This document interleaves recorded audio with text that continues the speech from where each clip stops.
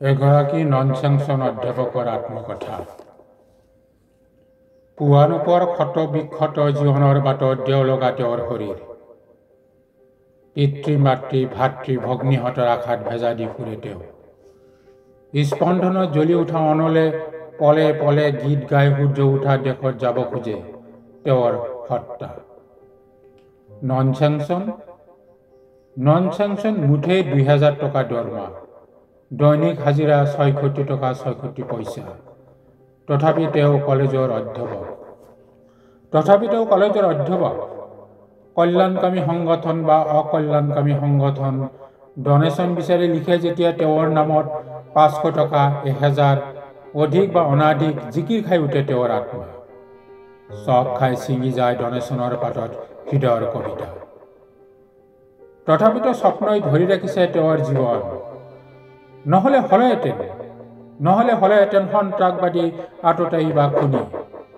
উচ্চ শিক্ষিত হোৱা বাবে সৎ আৰু নিষ্ঠাবান সুনাগৰিক তেওঁ। বজাৰৰ বস্তু, বাছ ভাড়া, ৰেল ভাড়া ইত্যাদি কেতিয়াও নহয় কনচেছন তেওঁৰ বাবে। দিন হাজিৰা কৰা শ্ৰমিকৰ মজুৰিতকৈ তেওঁৰ শ্ৰমৰ দাম বৰ কম। শিক্ষাগত অৰ্হতা MA, MPhil। তথাপিতো তেওঁৰ প্ৰতি সন্মান, ছাত্ৰ, দেশ, সমাজ, প্ৰগাঢ় প্ৰেম, মমতা আৰু শুভাকাংক্ষীসকল। সন্মান, প্ৰেম আৰু মমতা খাদ্য নহয়, তাত জমা হৈ নাথাকে প্ৰটিন বা ভিটামিন। তথাপি উপায়বিহীন। চাকৰি মানেই দুৰ্বোধ্য জীৱনৰ কবিতাতকৈ বৰ কঠিন আছিল মন্ত্ৰী নেতাসকলক তৈলমৰ দোল। লটাৰীৰ কোনোবা সংখ্যাৰ খেল, টকা পইচাৰ লেনদেন।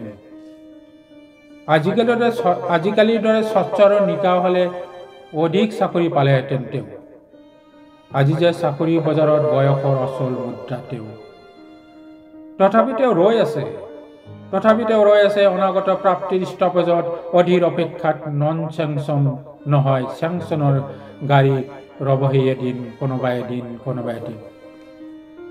দিছপুৰৰ পাঁচচক্ৰত বন্দী হৈ আছে তেওঁৰ ভাগ্য। বৰ আশাবাদী চৰকাৰৰ সেউজ সংকেত লৈ। হয়তো জীৱন জিন্দাবাদ বা চৰকাৰ জিন্দাবাদ, নহলে জীৱন নিৰাশাবাদ, চৰকাৰ মুৰ্দাবাদ। সামৰিব জীৱনৰ গতিপথ দুৰ্গম অন্ধকাৰময় পৃথিৱীলৈ। সামৰিব জীৱনৰ গতিপথ দুৰ্গম অন্ধকাৰময়